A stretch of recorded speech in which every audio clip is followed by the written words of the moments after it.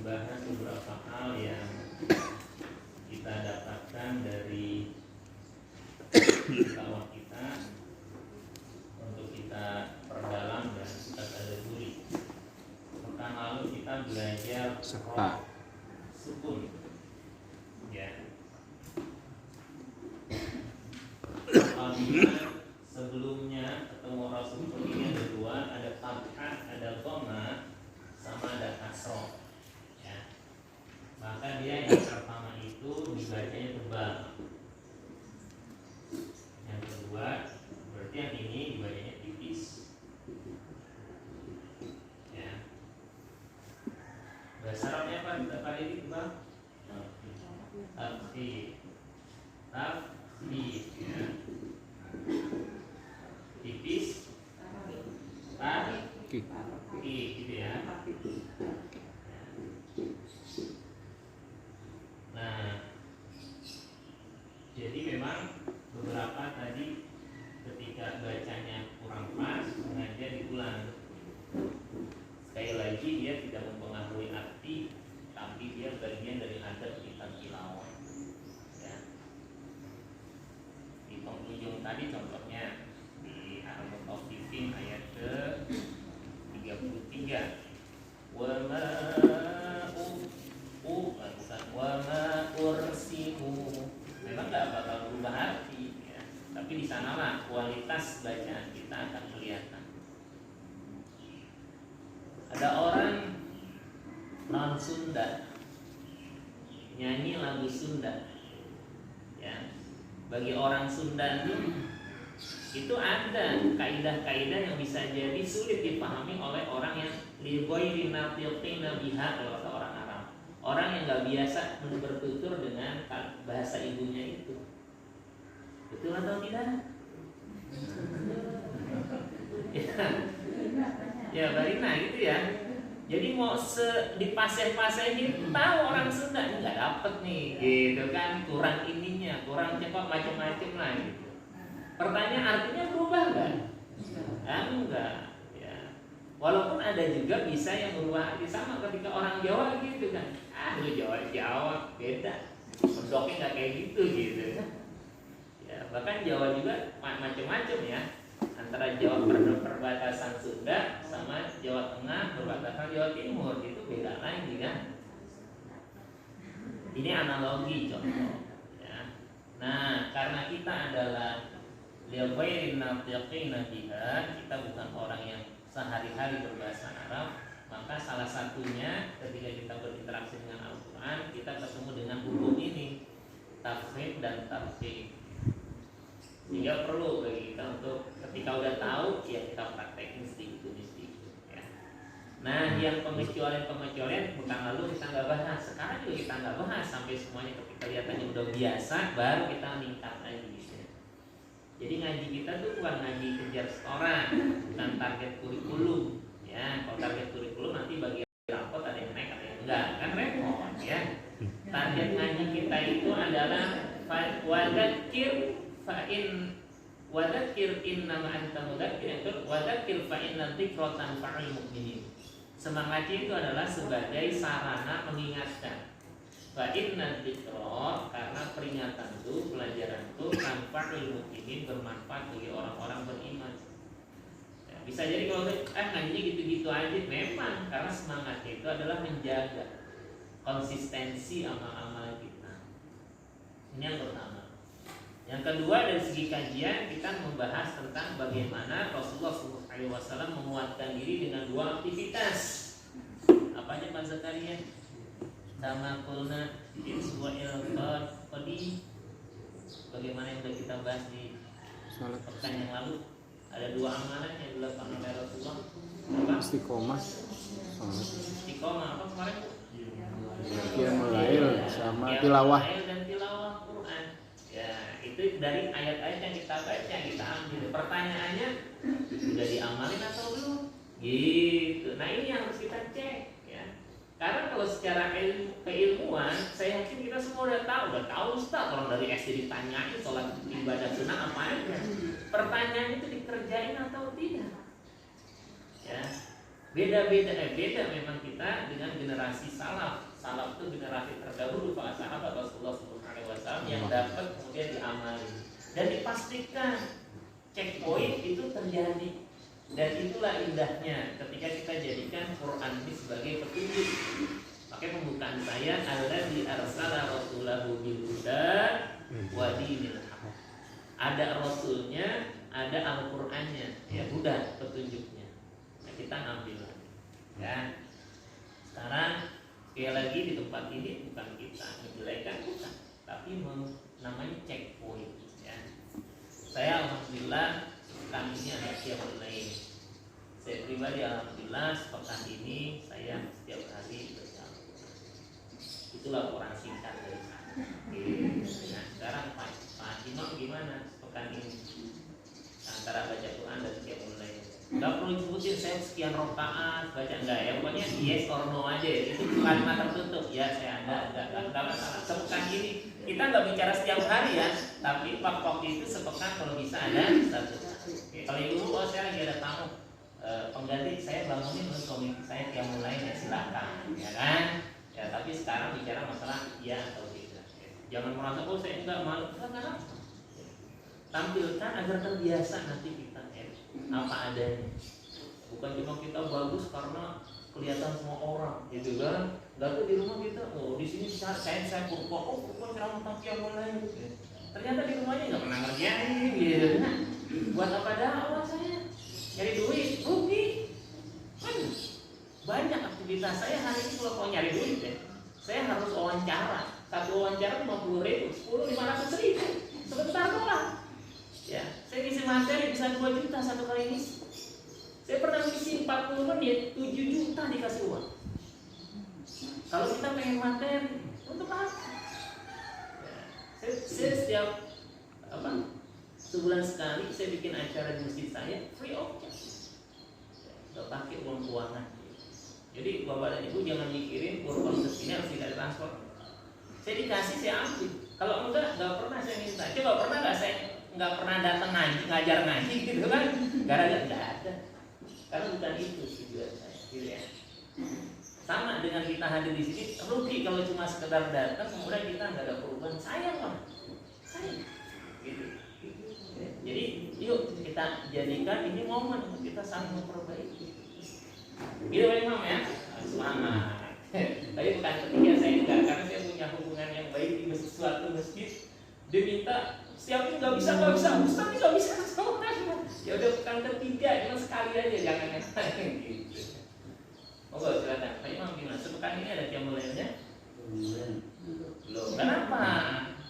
Tilawahnya rutin. Ya masih ada belum. Oh, masih ada bolong. Kenapa? Kita di maintenance ya. Terus pelan-pelan. Silakan. Apa? Belum ada qiyamul lail. Sepekan ini. Semua kan Dan apa? Kalau sekali berarti ada gitu kan. Kita nggak dapat berapa Pak, sekali ada. Kenapa? Jadi kita materi yang lalu itu terimplementasikan. Enak loh. Jadi ngaji jangan banyak-banyak. Ada orang Ustaz sebentar banget. Saya pengajian malam Jumat ada, saya buat di sebuah masjid. Saya sampai kemarin di WhatsApp, Ustaz malam Jumat. Ini jadwalnya malam Jumat. Saya bikin jadwalnya malam pekan kedua dan pekan keempat. Dari maghrib sampai isya. Ustaz kok sebentar banget. Ente target ngaji apa sih? Mau hatam. Cepat gampang kalau mau ya 2 jam ini ya kan. Tapi bukan itu. Targetnya itu ambil praktek. Terus jaga sampai kita wafat, istiqomah namanya, gitu kan? Itu maksudnya. Ya, karena apa? Alhamdulillah walaupun satu, terus jaga. Ustaz, saya jadi terpaksa nih gara-gara ditanya. Biarin. Iya. Jangan gara-gara nggak ikhlas amalnya dihilangin, bahaya. Ada kebakaran kita pengen nolongin. Kayak itu takut nggak ikhlas ditinggal gitu. Kebakaran. Kerjain aja dulu. Nanti lama-lama akan terbiasa. Ya, yang penting badan kita ini kita paksa dulu buat melakukan amal. Ya. Sekarang kalau jam 4 tuh telat selesai. Baru kamar dikit-dikit keluar dari kamar mana enggak? Belum gitu. Ya kan? Wakernya digeser kalau bisa. Ya. jam 3:30 ya, mulai bisa. Oke, tilawahnya jam hari Alhamdulillah ya. Pertanyaan singkat aja kan. Bang Zakaria. Ya. Ada yang mulai ya. Ada. Setiap hari tilawah ya. Tiap hari tilawah. Ustaz, kalau tilawah itu kan ada yang biasa tiap hari rutin dibaca kayak Waqiah sama Al-Muluk gitu. Nah, kalau ada tadarus juga nih, kalau memang lagi ngantuk, itu termasuk tilawah nggak yang rutin? Termasuk tilawah ya. Saya nggak nanya tilawah yang rutin atau tidak, ya. Kalau bahasa Quran gini ya, la tas'alu an asya mintu bedalakum tasukum. Jangan nanya sesuatu yang kalau dijelasin bisa diri sendiri. Ngerti nggak maksudnya? Kayak lagi sekolah gini Pak, kasih soal, Pak, jawabannya berapa? 10. Kok 10 Pak? Karena nanti dibiarin aja, itu kalau 1 bener. Kamu nanya, saya bilang 10 jadi berat kan? Iya Pak, makanya jangan nanya, udah gitu. Kalau saya kasih soal, udah gimana? 1 aja bener, gitu maksudnya. Kalau pertanyaan dulu gitu Pak ya, jadi kadang-kadang itu kita pengen tahu anak-anak. Kalau anak yang lagi banyak banget, padahal cuma 1 doang udah selesai gitu ya. Makasih Bang Zakaria. Ini sengaja saya lompat ya. Pak itu udah siap-siap tenang. Kalau guru itu namanya penebak. Guru itu punya 8 kompetensi mengajar. Disebut KDM, kompetensi dasar mengajar, bahasa Inggrisnya basic teaching skill. Ya, salah satunya keterampilan bertanya. Jadi kalau nanya jangan guru. Kalau guru yang semua udah punya jawaban. Benar.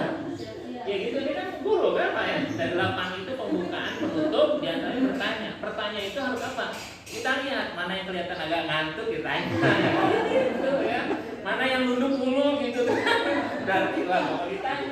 Berarti baca karya ngantuk. Enggak. Nanti simpulannya enggak pas. Oke, silakan maju. Alhamdulillah. Alhamdulillah apa ya? Kan salat malam lah ya. Iya. Iya. Iya. Ada yang mulai ya? Ada. Tilawah tiap hari? Iya, ada. Alhamdulillah. Pak Hari, ada yang mulai sepekan ini? Alhamdulillah. Pak Adin, ada tilawahnya rutin ya. Kita bukan bicara, saya nggak satu ini bukan satu aja. Pokoknya ada Pak ya kan. Tapi bukan tilawah dalam sholat ya. Itu maksudnya enggak. Di luar ya, mengkhususkan ya. Pak Nur, apa tuh? Masya Allah. Pak Nur, karim itu disebut 2 tadi ya. Ma'gharraka bi rabbika jadi. Saya langsung lihat Pak Nur tadi kan. Iya. Yang pas baca iskit kalau nggak salah tadi itu satunya ya. Kalau nggak salah. Bapak gimana? Sekarang ini yang lain ada ya. Tilawah rutin sehari. Oke, silakan Bu. Sekalian nama Bu. Siapa Bu namanya? Saya Sri ya? Bu Snarti, Bu Ermin. Oh, iya. Oh, itu kalau nama di RT nama suaminya gitu nah. Iya. Kesian KPPS bagi undangan dan ketemu. Saya kalau jadi KPPS super tetangga saya gitu. Ini siapa? Gak ketemu. Silakan Bu. Gimana? Ada yang mulai ya? Alhamdulillah. Tiap hari. Gimana sih tipnya supaya saya membangunin?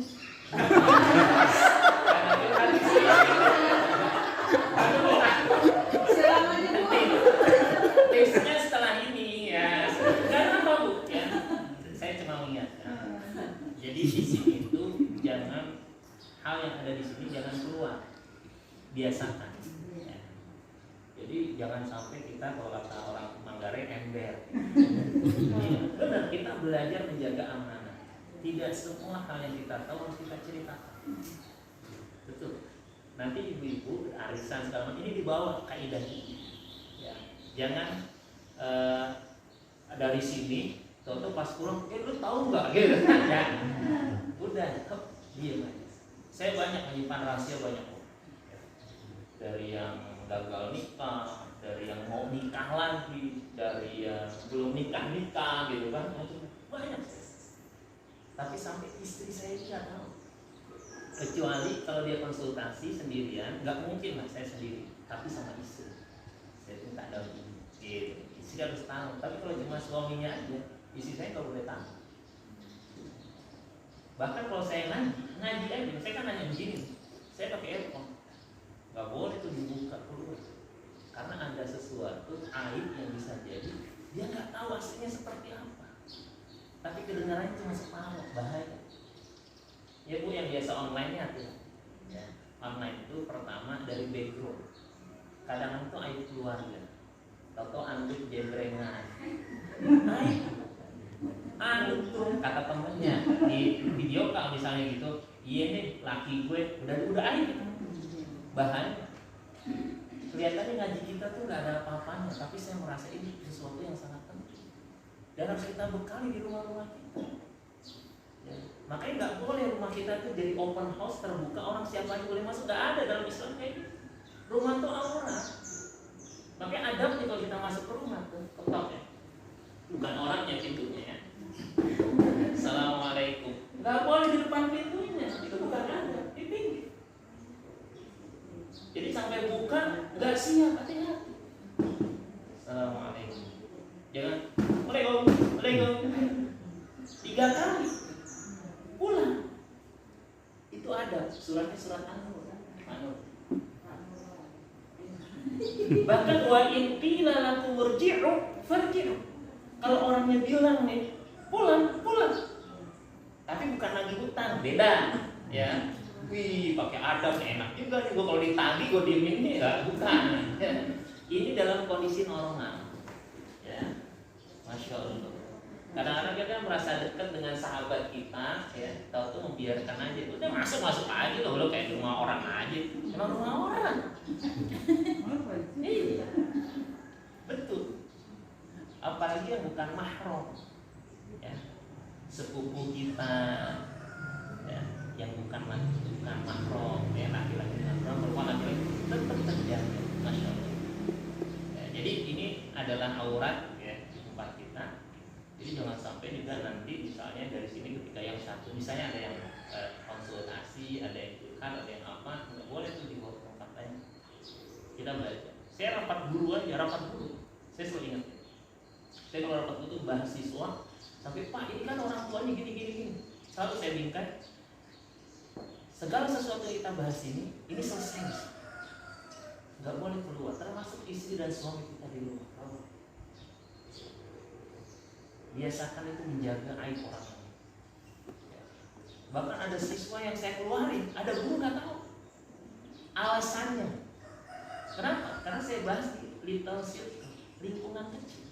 Saya wakil kepala sekolah, saya bina kurikulum dan bina kesiswaan, BK bimbingan konseling, wali kelas, orang tuanya 2 sama siswanya paling 8. Ini namanya konferensi kasus. Saya ada ruang khusus. Ini kita belak-belakan sampai sini.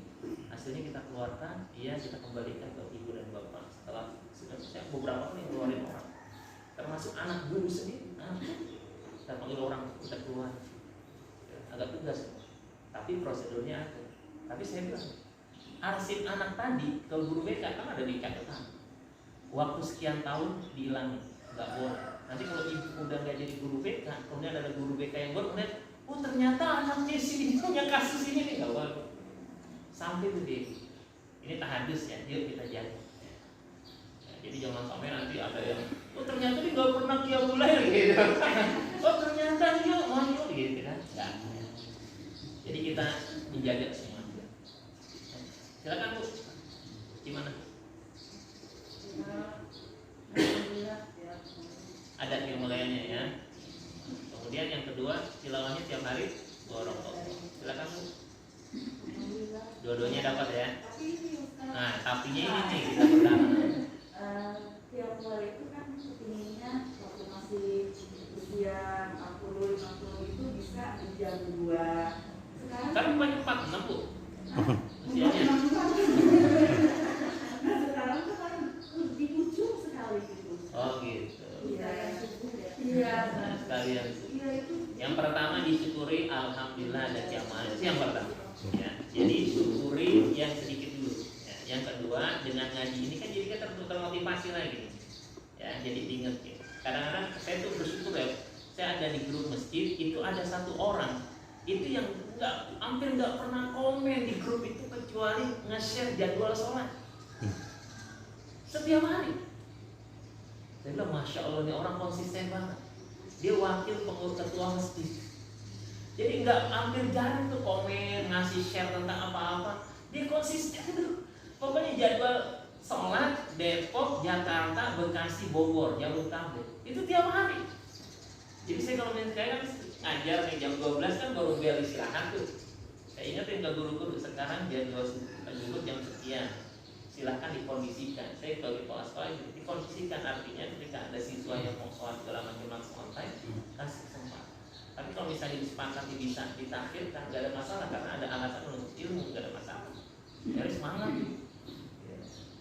Jadi gitu ya Bu, yang pertama disuruh. Yang kedua berarti mulai kita evaluasi. Makanya hari ini kita evaluasi. Sama, saya juga nggak banyak. Saya tadi yang mulai cuma 2 rakaat. Ya, karena saya pengen kesini, saya harus nyapu dulu baru bakal kejar nih, gitu kan. Ya karena buah cincau itu lagi banyak, tapi banyak itunya, uletnya. Jadi kalau pagi itu panen, banyak banget ya. Itu kantong plastik, nah saya harus kesini makanya. Nggak bisa lama-lama ya, cuma 2 rakaat aja dan tinggal sempat witir Pak. Ya, padahal 3:30 udah ready ya, udah siap. Jadi nggak masalah ya, itu disyukuri. Yang kedua, mudah-mudahan dari 7 hari ya ada 1 hari yang kita bisa nantinya lebih baik. Misalnya alhamdulillah free nih hari ini nggak kerja, saya bisa lebih cepat. Oh alhamdulillah hari ini nih lagi pas ada anak-anak di rumah ya, jadi bisa barengan misalnya.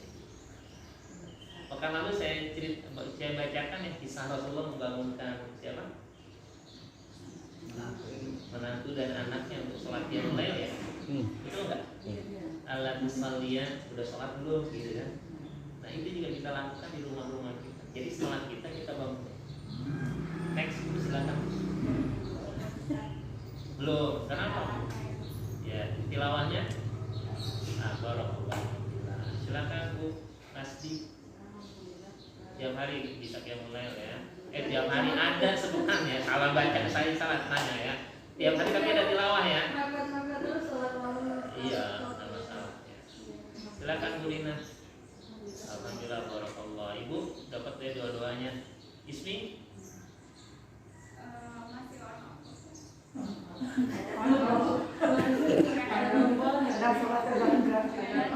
Ya sepekan ini sepekan. Ada qiyamul lail enggak?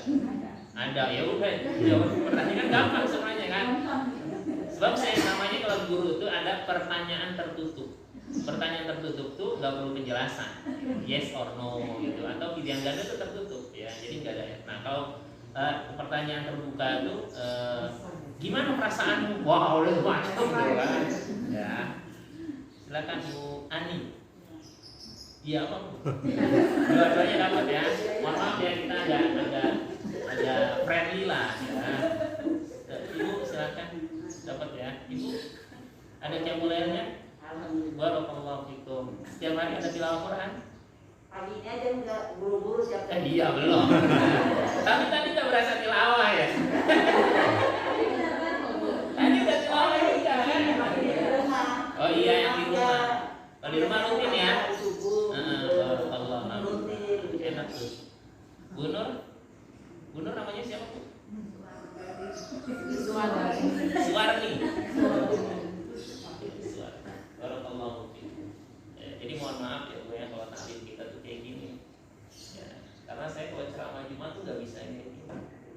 Ceramah Jumat tuh adalah ceramah yang paling enak buat para dai. Kenapa? Nggak ada tanya jawab dan nggak ada pertanggungjawaban setelah itu udah selesai. Ya kan hit and run. Tapi kalau saya itu beban. Ya, kenapa bebannya? Pertama dari materi. Karena saya berusaha setiap masjid itu beda terus materi. Sementara materi yang disampaikan belum tentu sudah diamalkan kan? Itu beratnya. Ya. Karena dakwah ini bukan cuma sekedar apa yang disampaikan, tapi apa yang sudah diamalkan. Bagi pentingnya untuk ditanyain. Coba Bu terapkan ini di rumah untuk keluarga masing-masing. Dari sinilah kita akan tahu kemudian apa sih yang menyebabkan kita itu nggak bisa bangun malam lebih cepat. Kadang-kadang bukan kita nggak mau, ya, kita mau, tapi usahanya nggak sampai maksimal. Ya, pengen bangun lebih pagi, tapi tidurnya tetap malam, ya nggak bisa. Sekali-kali deh, ya, lakukan sebagaimana Rasulullah SAW itu ba'da isya nggak banyak bercakap-cakap, udah tidur aja. Sekali-kali, coba. Ya, terapkan itu, saya yakin bangun lebih cepat, bisa dia mulai. Pertanyaannya, mau atau tidak? Ya kan? Itu salah satunya. Saya kalau misalnya nggak ngisi pengajian, biasanya itu alhamdulillah pas lagi ini kosong. Malah tuh alhamdulillah saya tidur jam 9. Bangunnya itu lebih cepat, jadi enak. Gitu ya. Tapi kalau ngaji biasanya jam 10, setengah 11 ya. Itu baru tidur, apalagi saat itu saya belum selesai tilawah ya. Ngantuk-ngantuk kadang-kadang ya, saya ke teras tilawah menyelesaikan tilawah. Ya, bangun udah terlalu menjelang subuh. Makanya kalau ada agenda-agenda keluar kayak gini ini biasanya saya bangun lebih cepat dari ya. Malam Sabtu, malam Ahad. Tapi kalau misalnya malam biasa, wakernya udah rutin ya.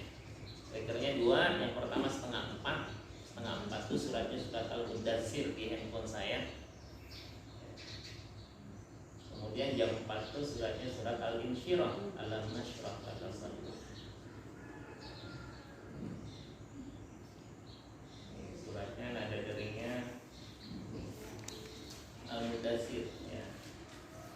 Yang berikutnya Al-Insyirah pakai Quran. Jadi biar bangun. Ya ayyuhal mudaththir qum fa'anzir, bangun begitu kan? Ya. Oke, suara anak saya ya sih lagi nafsu.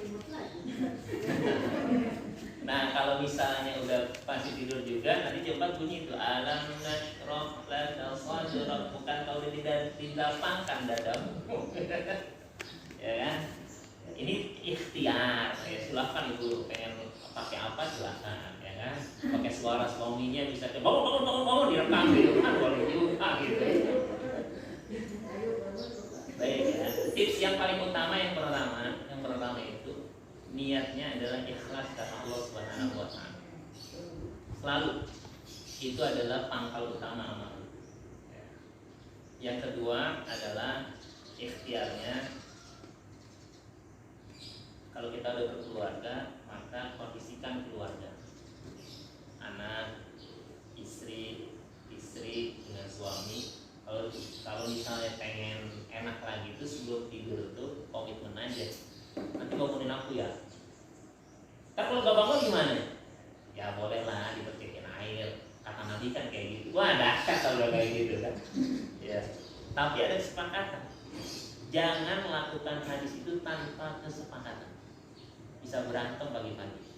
Iya, hadisnya kan Allah merahmati suami bangun, sholat, kalau nggak bangun percikin air. Itu hadisnya sahih. Pekan lalu saya bacakan kalau nggak salah. Itu hadis tentang qiyamul lail aja. Atau suami istri bangun setelah sholat percikin air. Tapi syaratnya dari saya, bukan di hadisnya. Di hadisnya nggak ada. Ya. Tapi bilangnya bidang enggak. Ini ikhtiaton ya, penjagaan kehati-hatian. Syaratnya satu frekuensi, sama-sama ngerti, sama-sama. Saya yakin nggak sampai dipercikin air. Baru kata-kata bang, udah langsung treng. Masya Allah. Kalau hatinya dekat, ya. Tapi kalau hatinya nggak jauh, bang. Itu karena hatinya. Coba deh, kalau kita punya keinginan pengen masuk surga bersama-sama, saya yakin kita akan saling menguatkan.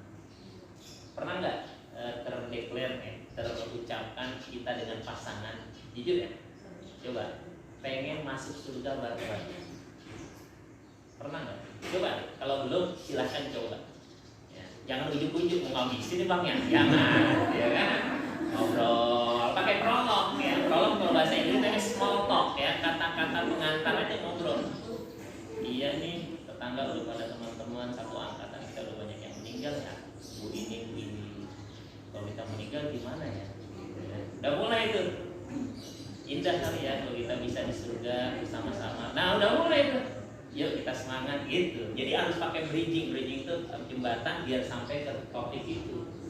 Belajar ya, enggak usah saya tuh poin aja orangnya, wah repot ya. ya belajar lah prolog ya bisa insya Allah. Baik ya. Kenapa? Bosan masalah dunia sampai akhirat itu.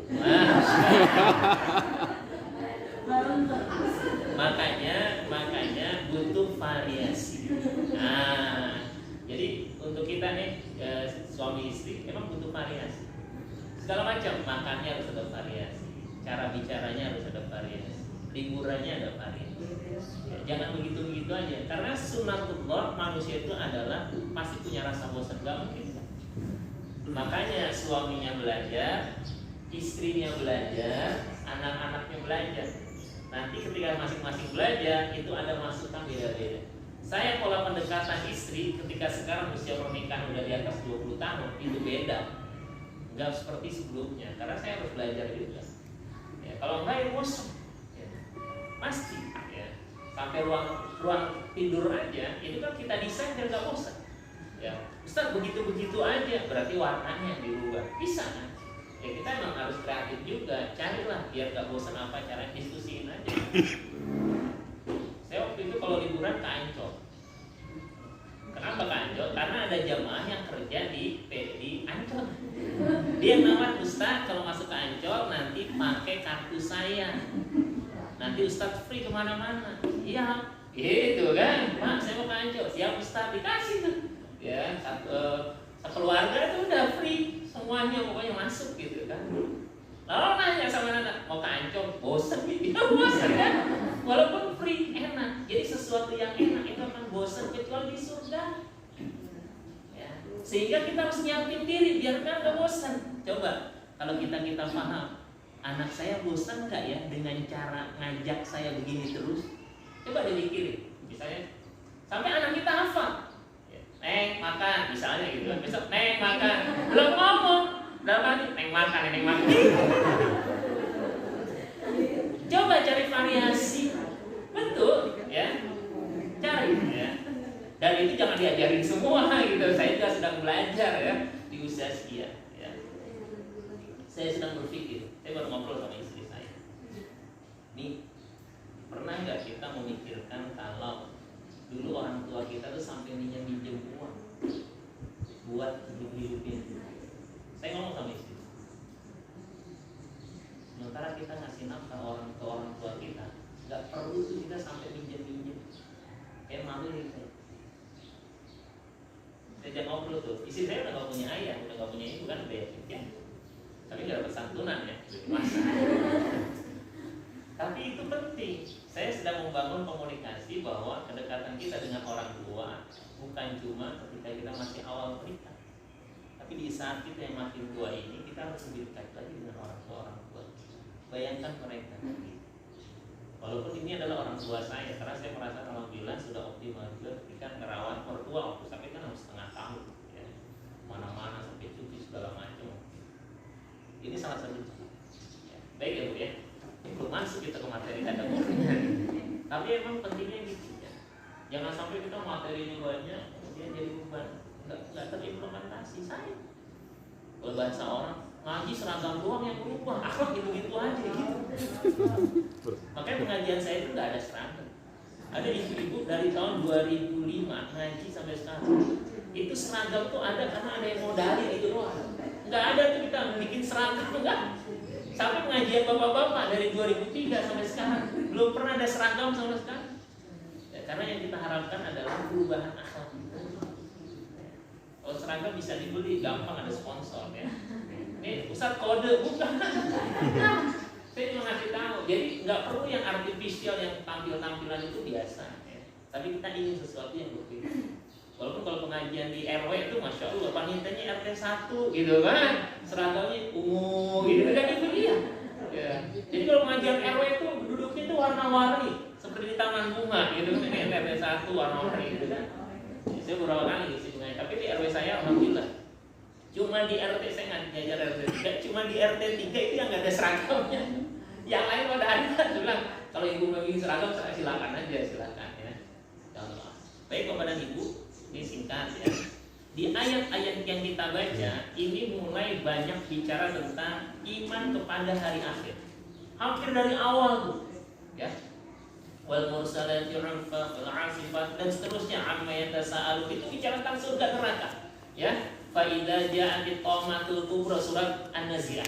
Surat Abasa fa idza ja'atis sakhah yauma yafirrul. Kemudian berikutnya wailul lil mutaffifin dan seterusnya itu bicara tentang apa? Yaumul akhir.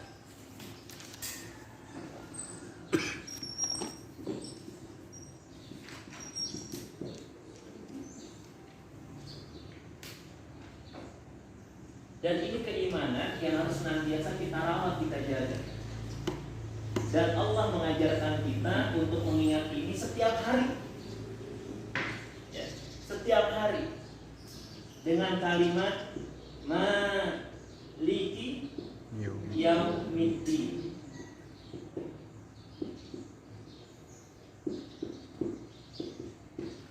Di surat apa nih? Fatihah. Al-Fatihah. Yang menguasai hari pembalasan, yaitu yaumul akhir, yaumul qiyamah.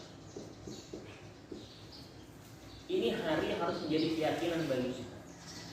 Apa sih salah satu pelajaran yang sangat penting berkaitan dengan hari kiamat? Yaitu hari kita mempertanggungjawabkan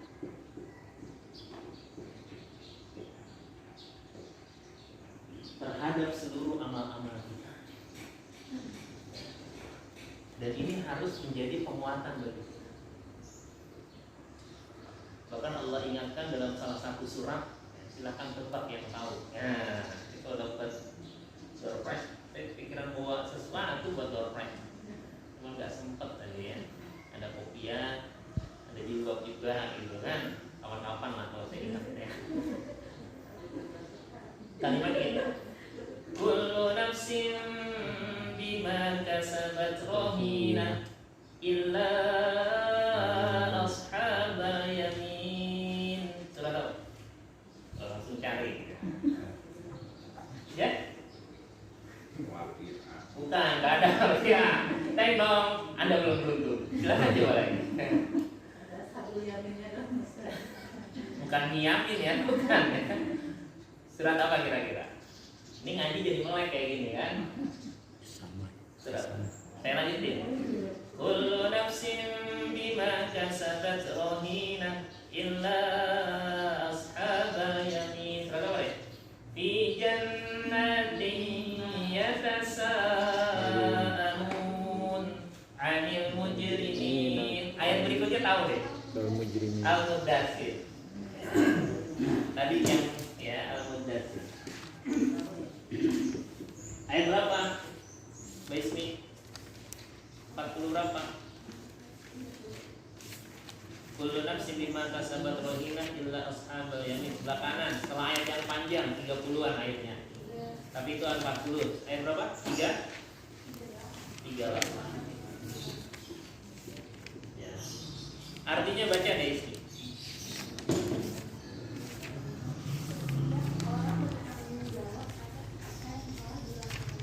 Terus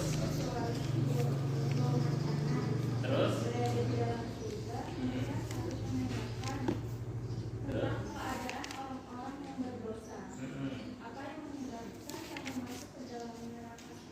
Iya.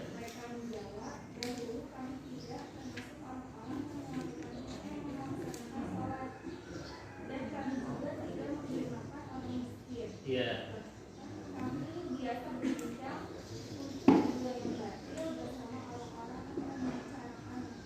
Cukup. Masalatakum fi saqar. Ya. Kullu nafsin bima kasabat rahina. Setiap orang akan mempertanggungjawabkan semua amal-amal. Bima kasabat, terhadap apa yang dikerjakan. Rohina itu tergadai. Rohina maksudnya apa tergadai? Artinya dia akan mendapatkan sesuatu dari apa yang dikerjakan. Dan itu ada di hari akhir, yaumul qiyamah. Ya. Maka seorang mukmin itu harus takut, khawatir di hari yang kita akan mendapatkan semua yang kita lakukan nggak dikurangi sedikit pun. Suratnya 2 ayat 280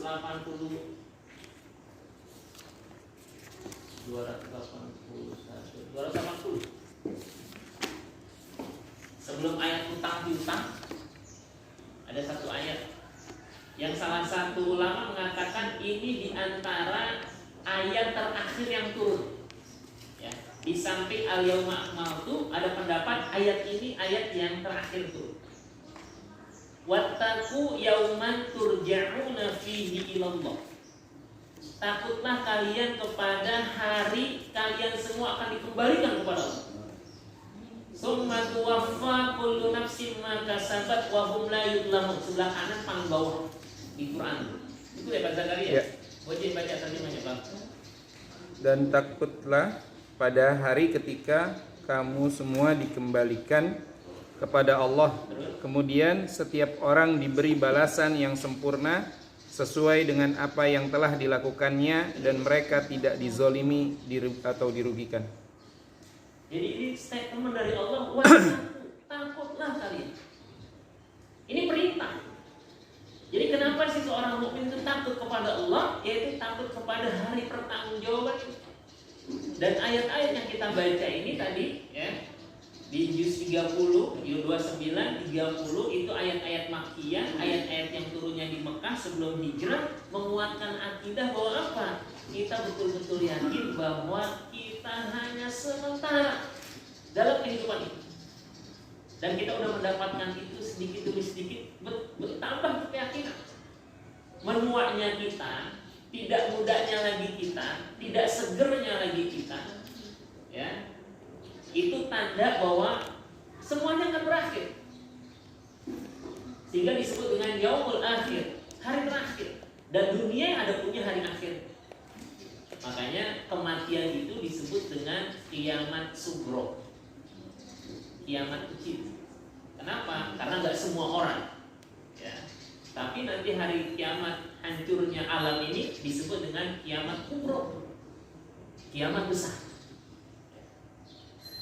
Maka Allah wattaqu yauman turja'una fihi ilallah. Takutlah kalian kepada saat pada hari yauman suatu hari turja'una, kalian akan dikembalikan kepada Allah. Coba dia tanya dalam diri kita saat ini, kalau kita kembali kepada Allah, sudah siap belum amal-amal kita? Dan pribadi itu belum siap, tapi terus menyiapkan diri. Kalau kelak kita meninggalkan keluarga kita, satu sisi kita memikirkan mereka, kecukupan rezekinya. Tapi apakah kita sudah memikirkan kecukupan amal-amal kita untuk kita menghadap Allah Subhanahu wa taala? Maka orang-orang yang istiqomah, Allah kabarkan mereka la takhafu wa la tahzanu. La takhafu, jangan takut, ya. Dan jangan sedih. Bahkan ulama mengatakan di tafsirnya takut apa? Terhadap hari nanti berikutnya apa? Jangan sedih terhadap apa? Terhadap kondisi yang ditinggalkan, keluarga semuanya dapat. Allah yang jaga. Maka di ayat itu surat Al-Fusilat, nahnu awliya'ukum, kami yang menjadi wali penolong kamu fid dunya wal akhirah, di dunia dan akhirat. Ya. Surat Fusilat 41 ayat 30. Coba dibaca. Ya, sebelah kiri itu adanya. Surat 41 ayat 30. ya, mulai ayat 30 ya. Boleh baca terjemahnya Pak? Sesungguhnya orang-orang yang berkata Tuhan kami adalah Allah, kemudian mereka meneguhkan pendirian mereka, maka malaikat-malaikat akan turun kepada mereka dengan berkata, janganlah kamu merasa takut dan janganlah kamu merasa sedih hati, dan bergembiralah kamu dengan memperoleh surga yang telah dijanjikan kepadamu. Kamilah pelindung-pelindungmu dalam kehidupan dunia dan akhirat. Di dalamnya surga kamu memperoleh apa yang kamu inginkan dan memperoleh apa yang kamu minta, sebagai penghormatan bagimu dari Allah yang Maha Pengampun, Maha Penyayang. Jadi ulama mengatakan malaikat akan datang di hari kita wafat tuh, di sakaratul maut, kemudian indal maut ya, tatanazzalu alaihimul malaikatu indal mauti qailin lahu akan turun kepada mereka malaikat di sakaratul maut kita qailin, sambil berkata lahum kepada mereka, la takhafu minal mauti wa ma ba'dahu. Jangan takut dengan kematian dan apa yang akan terjadi setelah. Ini malaikat yang bisikin begitu. Yang kedua, wala tahzanu ala ma takhlifunahu wara'akum min umurid dunia.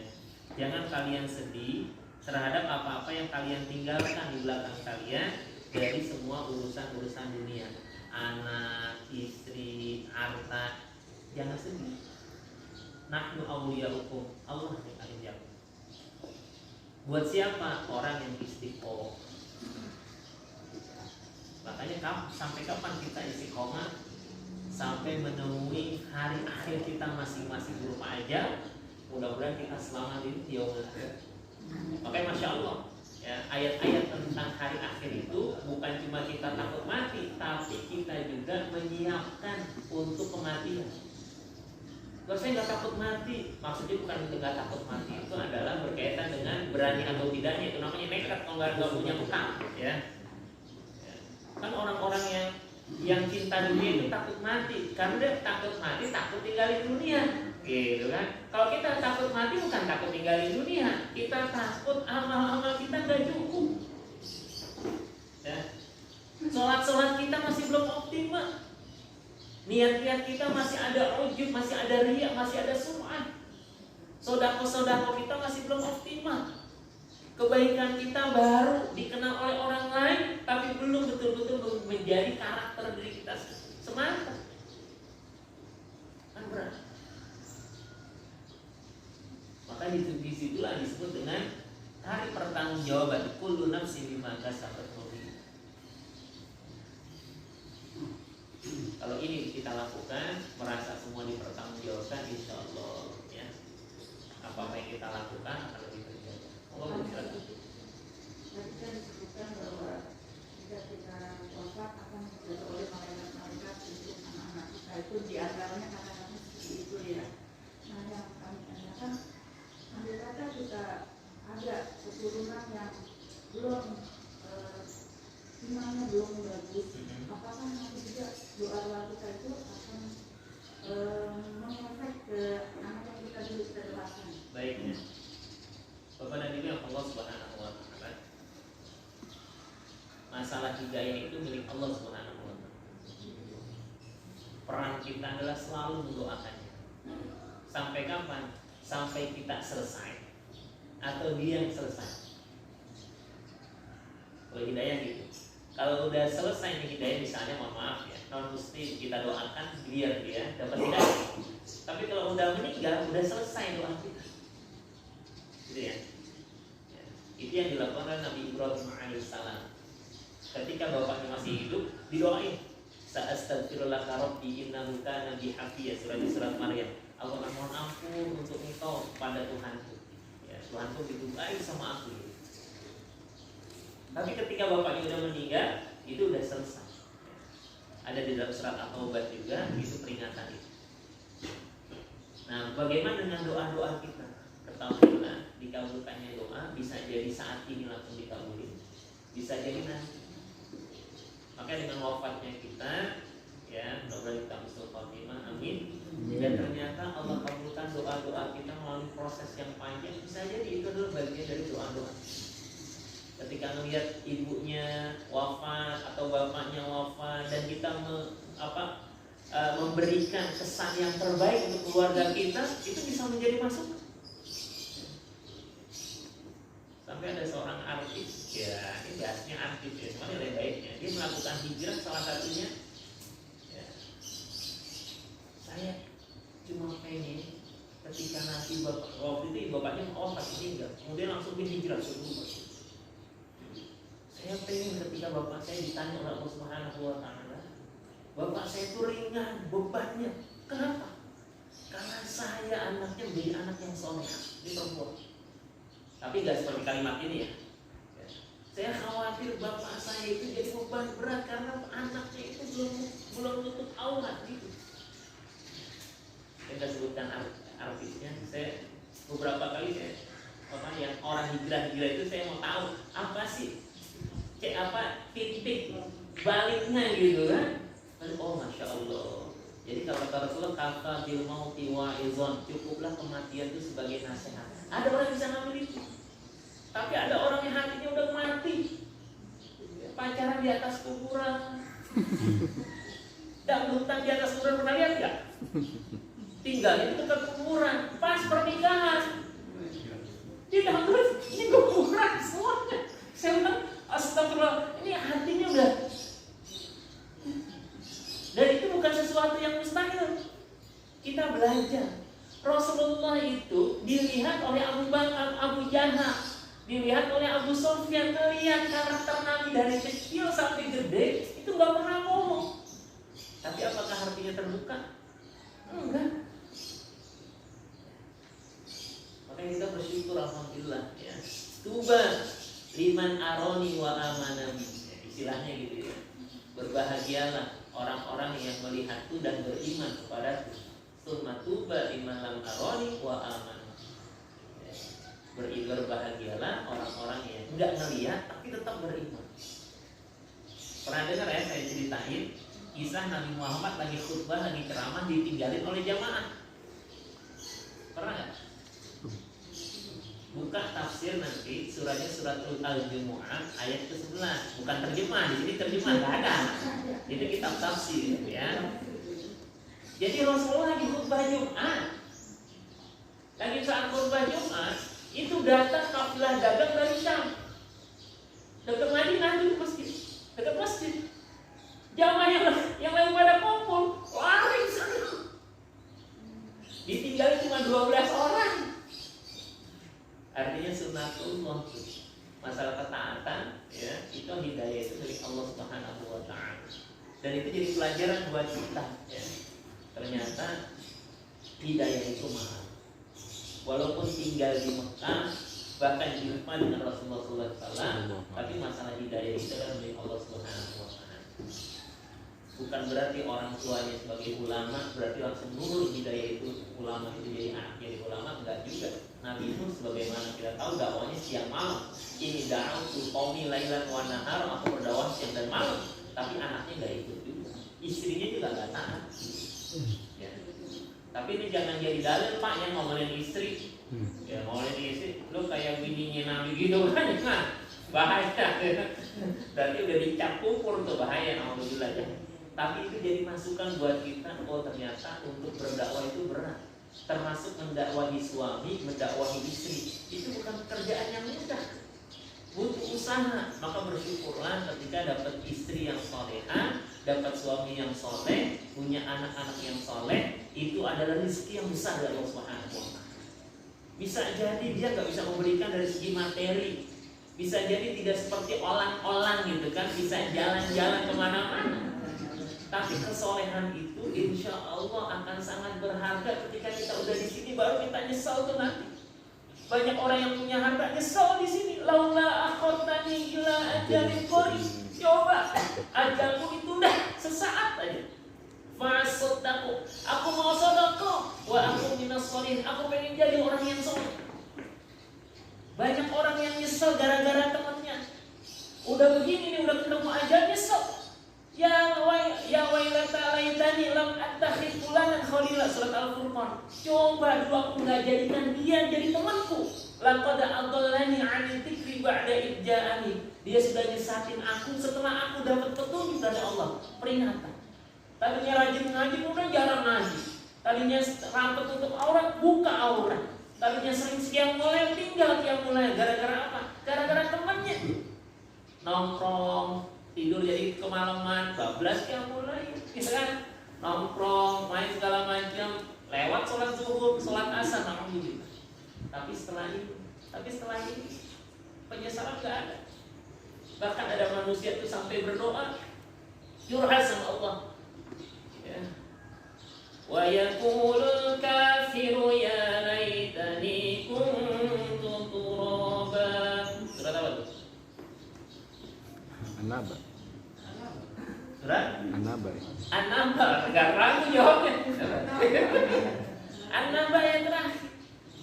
Coba terjemahnya apa nih? Penutup ya, closing. Apa? Itu penyesalan orang yang udah wafat Udah tahu tempatnya di neraka, baru dia nyesel. Apa nyeselnya? Kalimatnya. Wa yaqulul kafiru, Sesungguhnya. dan berkata orang-orang kafir. Kalimat terakhirnya. Alangkah baiknya seandainya dahulu Alangkah baiknya seandainya dulu aku jadi. anak. Baca yang gedean dong suaranya. Betul itu. Benar ya? Dan berkata orang-orang kafir dari situnya. Wa yaqulul kafiru, terjemahnya dan berkata orang-orang yang kafir. Ada yang dapat? Ya. Sesungguhnya itu ya. Iya, tapi sebelumnya. Ya, 40. Iya, gimana kalau terjemahnya? Dan orang kafir berkata, Iya. alangkah baiknya seandainya dahulu aku jadi tanah. Iya. Nyesel jadi manusia karena hanya pertanggungjawaban. Dia mengatakan wa yaqulul kafir, berkata orang kafir, ya laitani kuntu turaba jubu. Coba dulu aku cuma jadi tanah aja gitu kan. Enggak mempertanggungjawabkan macam-macam. Ini ungkapan yang artinya penyesalan. Ya, sebelum kita mendapatkan hari penyesalan ini, kita nggak bisa kembali lagi. Sebaiknya kita menyesalnya sekarang. Ya. Menyesal itu bagian dari taubat. Taubat itu rukunnya 3 kalau kita berhadapan dengan Allah. Yang pertama an-nadam, penyesalan. Yang kedua adalah kita nggak mengulangi. Yang ketiga kita membenci. Ya. Meninggalkan yang tadi kemudian tidak mengulangi, itu 3. Tapi kalau berkaitan dengan manusia bertambah lagi 1, yaitu mengembalikan hak orang lain. Yang mudah Allah Subhanahu wa taala jadikan kita orang-orang beriman sesungguhnya. Keluarga kita juga keluarga muslimah, keluarga yang taat ya, sehingga kita bisa baik di dunia bersama keluarga dan baik di akhirat nanti insyaallah bersama keluarga sebagaimana doa kita di dunia hasanah wa fil akhirati hasanah wa qina adzabannar. Jadi kurangnya mohon maaf ya kepada ibu kalau ada yang kurang berkenan. Semuanya adalah untuk kebaikan kita ya, mudah-mudahan kita menjadi orang-orang yang lebih baik seterusnya sampai kita wafat. Amin. Assalamualaikum warahmatullahi wabarakatuh.